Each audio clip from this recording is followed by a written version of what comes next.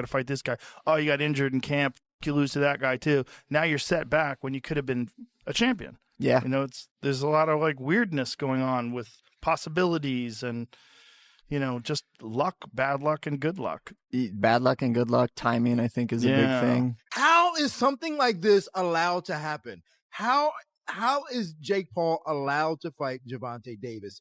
It's completely unfair. It is completely just, I can't say the word that I want to say because I don't want to get canceled. And then going out there and taking on a guy that is maybe 92 pounds heavier, that is at least 65 pounds heavier than you. That is called one thing. That's called being a bully. Joe Rogan has come down hard on Jake Paul for agreeing to fight Gervonta "Tank" Davis despite the huge size difference. Rogan explains that weight classes exist to protect fighters, and ignoring them introduces real danger into the sport. According to him, Jake seems more focused on promoting the event than respecting fairness in boxing.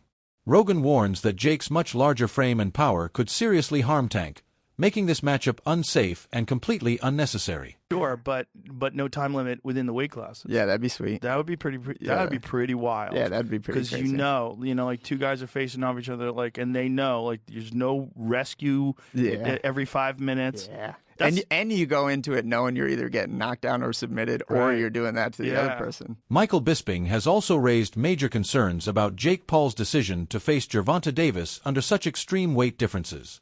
He points out that Jake is preparing to fight someone nearly 100 pounds lighter, which completely breaks the natural balance of boxing. Bisping reminds fans that the Mike Tyson fight already seemed questionable, given Tyson's age and retirement. Now, with Tank Davis, the controversy only deepens. To him, this fight isn't about fair competition, but about Jake chasing an advantage for personal gain. Bisping stresses that boxing thrives on equality, but this matchup tilts so heavily toward Jake that it feels less like a sporting challenge and more like a business play that risks Tank's safety. One thing, that's called being a bully.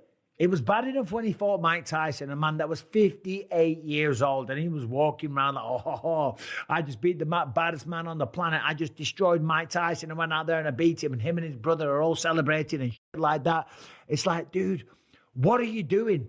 What don't you understand about this? If you want respect from your peers, if you want everyone on the planet to look at you and take you seriously and give you credit as a boxer, you have to take on challenges that are real. You have to go up against someone that keeps you up at night, against someone that gets you out of bed in the morning to go for a run because the fear of them beating you down is real. Not going up against someone that is so small. If you were to go up to this guy in a bar and try and start a fight with them, people would look at you and say one word, whoa, stop being such a bully. Leave him alone. You are way bigger than this guy. And that's clearly what we have here. It is ridiculous. When you look at the tail of the tape, Gervonta "Tank" Davis, granted, a very, very skilled boxer, a world champion. He's had some great wins. He's had a tremendous career. He's got 28 knockouts on his record. I'm just looking at the tail of the tape here.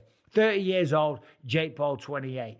Gervonta Davis is 5'5" tall, whereas Jake Paul is 6'1". I would never dream on picking on a guy that is 5'5" tall. Granted, there's some tough guys out there that are 5'5", okay? They're smaller guys, but for 5'5", they'll pack a good punch. Typically, they're mixed martial artists or boxers, yeah. Teddy Atlas reacted to the face-off between Jake Paul and Gervonta Davis, highlighting just how extreme the size difference is. He joked that Tank is so small compared to Jake that he'd need a ladder just to reach Jake's chin. While Atlas acknowledges that differences in skills and styles are normal in boxing, he insists that this particular size gap is simply too much. Physically, Tank is too undersized to even reach Jake effectively, which makes the fight look mismatched before it even begins. Things, right? They should also have like the size of the ring, the size of the glove, all that stuff. Particulars should be in the contract, but I would probably look for one thing that is not the common thing to have in a contract if I'm Tank. A ladder. A ladder. Can I get a ladder? Somebody? You know what I mean? Hey, look, if he hits him on the chin the way he can punch, Jake might be doing a dance. You know what I mean? Not voluntarily either. But we'll get into that more later. The thing that I'm talking about right here is what you said. it was stark. The size difference was really, you couldn't ignore it. We understand the talent difference, the experience difference. We understand all of that.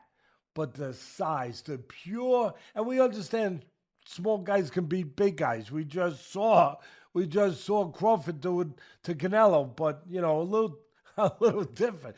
The size difference was, I mean, it was eye-catching, jaw-dropping.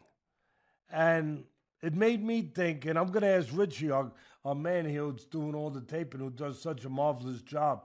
I'm going to ask him, because I know he's an expert in this area, but it reminded me of one of the Rocky movies where they had the face, where they did the wrestling thing with Rocky and Hulk Hogan, a.k.a.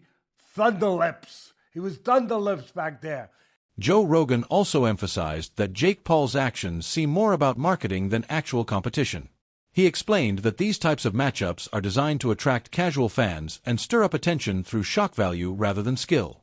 Rogan believes the betting talk and spectacle surrounding these fights are less about genuine sporting merit and more about generating headlines. In his view, Jake knows exactly how to keep his name trending, using boxing as a promotional stage, even when the matchups make little sense competitively. That's a problem. That makes it a problem. My opinion is, I just want to say, in case someone calls me into court, I'm a fucking idiot and I don't know nothing. And don't take my advice. I love the Saudis. Don't take my opinion. I love the Israeli government. I love everybody. That had nothing to do with them. That was Jake Paul promoting it.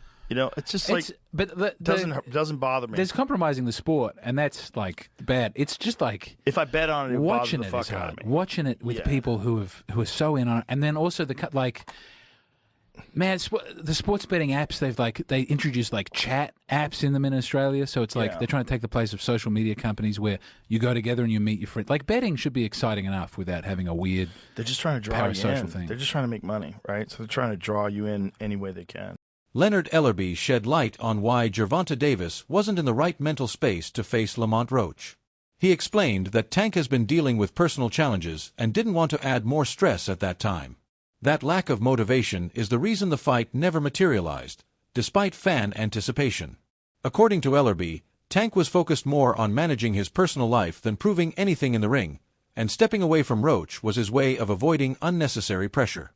Roach fight. Recent reports indicate that Gervonta Davis plans to retire following his upcoming fight with Jake Paul. Sources suggest that this decision is motivated less by legacy and more by the chance to secure financial stability. Observers believe Tank's acceptance of the fight stems from the massive purse he's guaranteed rather than any competitive ambition. Analysts point out that Tank has faced mounting personal and professional pressures lately, influencing his decision to take this high-profile but unconventional bout. Viewed through that lens, the Jake Paul fight seems like a calculated business move, one designed to maximize his earnings and ensure long-term financial security before stepping away from boxing for good.